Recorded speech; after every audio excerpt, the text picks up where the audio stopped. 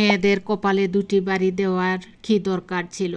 একটাও সে নিজের বাড়ি বলতে পারে না, কারণ একটা বাবার বাড়ি আর অন্যটা শ্বশুর বাড়ি।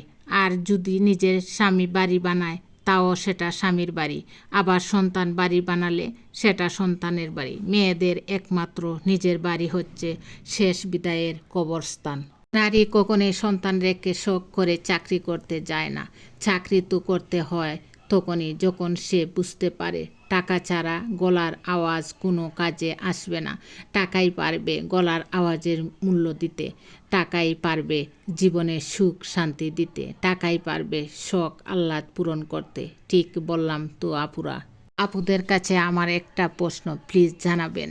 আচ্ছা আপুরা, সংসার জীবনে তোমার কাছে সবচেয়ে বেশি আপন কাকে মনে হয়?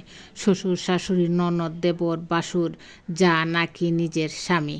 আমিই বলে দিতাম, তবে সমস্যা আছে। আর কে তোমাকে সবচেয়ে বেশি আঘাত দিয়েছে, যার জন্য বিয়ের পর এক মুহূর্ত শান্তি পাওনি?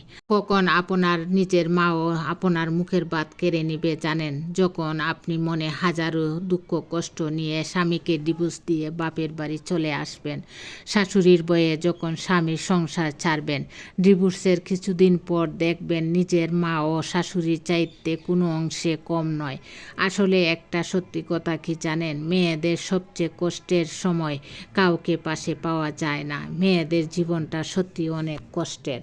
ঘরের বউ সুখে থাকলে ঘরের যত কাজ আছে সব করতে করতেও হাসে, আর ওই নারী যদি কষ্ট পায় তাহলে ভাত খেতে বসলেও চোখের পানি ঝরে। হ্যাঁ বন্ধুরা, এটাই সত্যি কথা। তাই নারীকে সবসময় সুখে রাখার চেষ্টাই করবেন।